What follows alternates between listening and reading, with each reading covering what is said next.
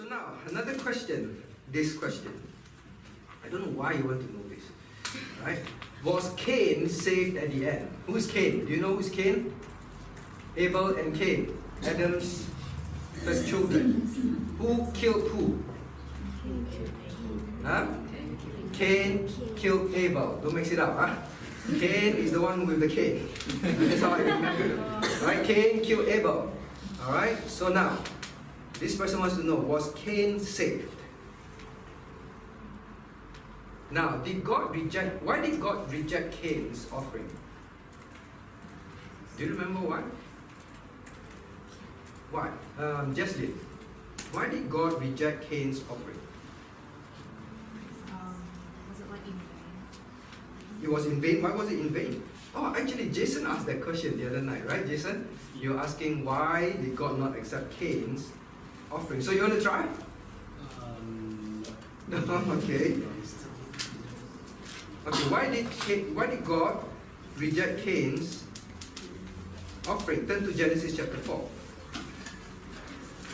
Because you asked me whether he's saved or not, so I have to explain what he did, then you think whether he's saved or not, right?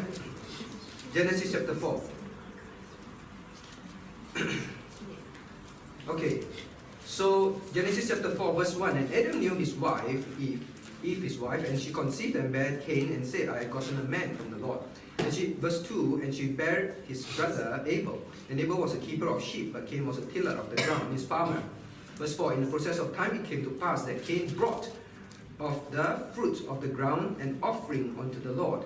And Abel he also brought of the firstlings of his flock and of the fat thereof. The Lord had respect unto Abel and his offering, but unto Cain and unto his offering he had no respect. And Cain was very wroth, and his countenance fell. And the Lord said unto Cain, Why art thou wroth, and why is thy countenance fallen? Verse 7, if thou doest well, shalt thou not be accepted? And if thou doest not well, sin lieth at the door, and unto thee shall be his desire, and thou shalt rule over him. And then we know after this, Cain was very jealous of Abel, because God accepted Abel's offering, and Cain killed Abel. Okay? Now, what was wrong in this whole scene? What did Cain offer? Vegetables and fruits. Maybe fruits also. Huh? And then Cain, firstling, animal sacrifice. Right? Abel. Okay? Animal sacrifice. Right? So now, you imagine, have you been to those festivals where you see, very beautiful now, I've seen some of these, they decorate the vegetables, very colorful, and the fruits, it's just beautiful arrangement. Have you seen those competition? They have competition, you know. So it's amazing color. So Cain probably did something like that. Right? Cain tilled the ground, tilled, and worked very hard, and then he probably plucked the most beautiful, the reddest, the biggest, the juiciest, and put it all and offered it beautifully, arranged everything, took the whole day perspiring. Then he said, God, I offer to you. Alright? He did a lot of hard work. Then Cain simply took the animal, which he didn't give birth to. Abel didn't give birth to the animal. Right? Abel didn't give birth to the animal. The animal grew by itself. He didn't have to water, maybe took care of it. And then he just killed the animal and then offered this bloody thing on the floor. Huh? And God said, I accept Cain. I accept Abel, but I reject Cain. Right? I think the medicine is going to my head. Alright, so I reject Cain. Would you be upset as Cain? Our children, you're like that, right? At home. Oh, mommy, I do so much for you. Then you say, I like your sister's one. You say, oh, wow, mommy, you know, I did this art the whole day. Of course, Cain was upset. This accepting is offering a sacrifice. Alright? And the offering of the sacrifice, in this case, the burnt offering. We know it killed animals. Burnt offering means it would have been a sin offering for forgiveness, to be accepted by God. You say, I accepted Cain, I accepted Abel, but I rejected you. Now, whether God accepts or not depends on what? Will God accept you depends on whether you obey what He says for salvation. Now, God, how did Abel know to kill an animal and offer it to God? How do you know? Actually, there's another question here. How did they know? Adults want to try? Maybe Mabel. Parents. Adam and Eve should taught him already. Adam and Eve taught them. Yeah. Alright? Because you don't see here, right? You say, "Bloop," baby come up, and then Abel grew up, didn't know what to do. Obviously the parents taught. Okay, the parents have taught Abel and Cain already. Abel understood that there's no way for me to offer forgiveness except the God's way. An innocent will die on my behalf. Huh? Blood must be shed. Then he put his faith, Christ one day will do that for me. But Cain was different. Cain said, no. I want God to accept me on my terms. I want God to accept me by accepting what I do for Him. So I do a lot of things for God. God, I did all this to please you. So you must accept me. God said, no, I cannot accept you.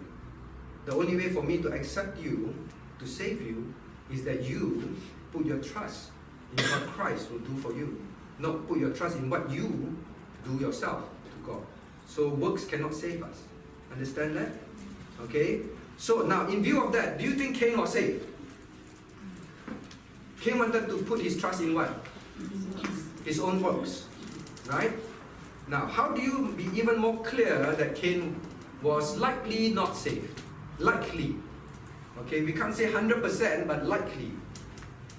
Okay. He wants to kill himself. No, he didn't want to kill himself. No. No, he didn't. But think of other Bible verses. Those with such capability, you better know.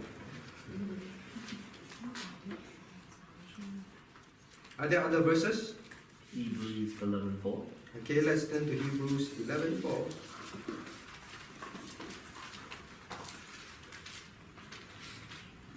Let me see.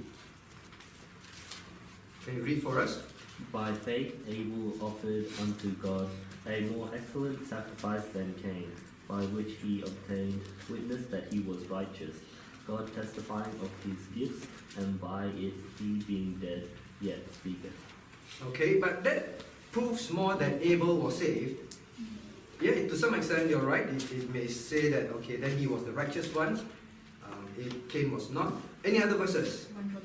Okay, so now very easy, right, with computers nowadays. That's why when you ask me a question, how come you don't just do a search first? 1 John 3:12. 1 John 3:12. Down here we get a more clue. 1 John 3:12. Shall we read together? Not as Cain, who was of that wicked one, and slew his brother, and wherefore slew he him, because his own works were evil, and his brother's righteous. Here you get a bit more description from God. Cain was that wicked one. Okay, what about anything else? Yeah? You have such capabilities. Jude 1:11, thank you. Jude 1:11. Jude 1:11. God gives another description of Cain. What does it say? Woe unto them, for they have gone in the way of Cain, and ran greedily after the error of Balaam, for reward and perish the gainsaying of Korah. Right? So the clue seems like Cain was not saved. So the New Testament seems to say that Cain was not saved. Why do you want to know whether Cain was saved? Who asked this question? So I don't know why, but I answer, right? But the important thing is, Cain did not repent. Cain did not repent. God said, you have a chance to repent, Cain. Sin is at the door. It's going to take over you. All you need to do is just obey me. Go sacrifice the lamb. Put your faith in the sacrifice of the lamb. But Cain refused. Okay, I hope none of you are like that. Huh? No.